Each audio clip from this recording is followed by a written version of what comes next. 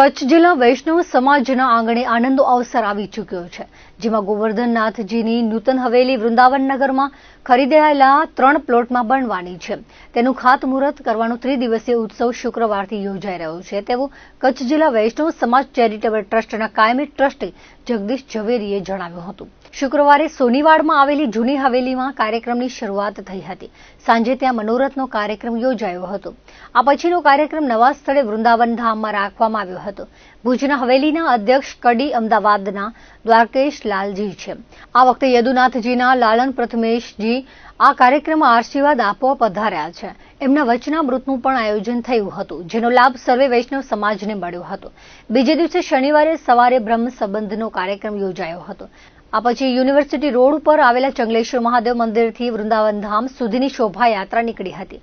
રવિવારે નવી જમીન ઉપર ખાતમુહૂર્ત યોજાવાનું શરૂ થયું હતું. તેમજ મુખ્ય 5 દાતાઓની હાજરીમાં તેમના યજમાનપદે યજ્ઞ પણ યોજાયો હતો, જેમાં ચેતન ઠાકર યજ્ઞ આચાર્ય તરીકે હતા. શિલાન્યાસ, અન્નકૂટ, મહાપ્રસાદ સહિતના કાર્યક્રમો યોજાયા હતા. ગોવર્ધનનાથજીની નવી બનવા જઈ રહેલી હવેલીના ખાતમુહૂર્ત અંગે વધુ વિગતો આપતા પ્રણવ સોનીએ જણાવ્યું હતું કે આદિકાળથી ભગવાન કૃષ્ણની વૈષ્ણવ પરંપરા ચાલી આવે છે. શ્રી કૃષ્ણ ભગવાનને સમર્પિત નૂતન હવેલી જ્યાં બનવાની છે તે વિસ્તારનું નામ પણ યોગાનુયોગે વૃંદાવન ધામ છે. તેનાથી સમગ્ર વૈષ્ણવ સમાજ અત્યંત હરખમાં છે.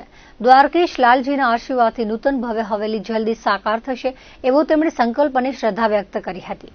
સંસ્થાનું એક નૂતન હવેલી બનાવવા જઈ રહ્યા છીએ અને એ વૃંદાવન નગરની અંદર 3 પ્લોટ અમે ખરીદેલા છે અને એની અંદર ત્રિદિવસીય અમારે ઉત્સવ ઉજવવાનું ગઈકાલથી શરૂ થઈ ગયેલું છે. ગઈકાલે સવારે જૂની હવેલી જે સોનીવાડ મધ્યે આવેલી છે ત્યાં કને અમારો પ્રોગ્રામ હતો.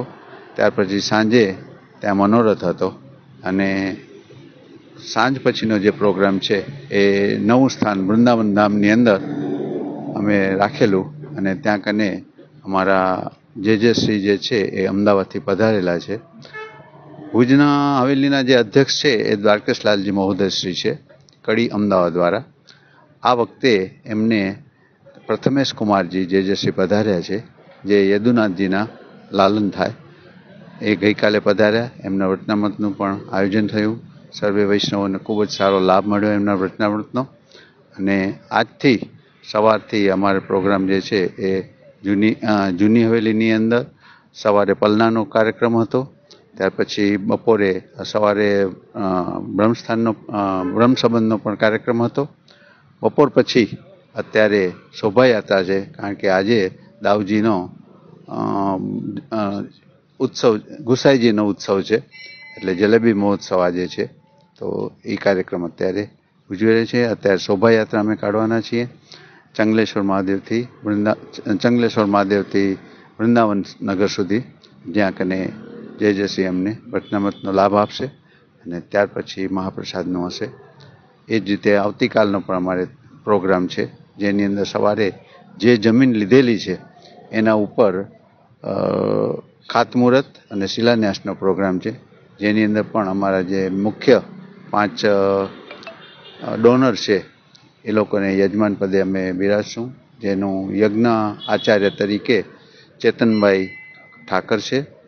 એ રીતે સવારનો એ પ્રોગ્રામ છે. ત્યાર પછી પુરુષોત્તમ યજ્ઞનો કાર્યક્રમ છે, એ પણ શ્રીની ઉપસ્થિતિમાં હશે. ત્યાર પછી શ્રીનું ફરી વચનામૃત હશે. ત્યાર પછી પ્રસાદ અને બપોર પછી અન્નકોટનો દર્શન રાખેલા છે. એ કરી અને આ મહાપ્રસાદ લઈ ત્રિદિવસીય કાર્યક્રમ અમારો સંપૂર્ણ થશે. કાર્યક્રમનો ઉદ્દેશ્ય એવો છે કે એક વૈષ્ણવ પરંપરા, આદિકાળથી કૃષ્ણ પરંપરાના આચાર્ય આજે અમારી વચ્ચે હાજર છે, અમારા ઉપર કૃપા કરવા માટે. અને મૂળ ઉદ્દેશ્ય ગામમાં એક હવેલી, જે જૂની ગોવર્ધનનાથજીની હવેલી તરીકે ઓળખાય છે સોનીવાડ મધ્યે, એનું બહુ જ મોટી આવૃત્તિમાં વૈષ્ણવો બહુ હરખભેર અહીંયા વૃંદાવન નગર એટલે મુન્દ્રા રોડ ઉપર 3 પ્લોટનો ન્યોછાવર એટલે દાતાઓએ સમસ્ત કચ્છના વૈષ્ણવોએ ભેગા થઈ અને એક હવેલી નિર્માણ માટેનો સંકલ્પ કર્યો અને 3 થી 4 દાતાઓએ અહીંયા પ્લોટ પણ ન્યોછાવર એટલે દાનમાં આપ્યા. એના ઉપર એક સારી અને નૂતન હવેલી નિર્માણ માટેનો એક સંકલ્પ સમસ્ત વૈષ્ણવોએ કર્યો છે. સાથે અમારા ગુરુજી એવા વૈષ્ણવાચાર્ય પ્રથમેશ કુમારની હાજરી છે.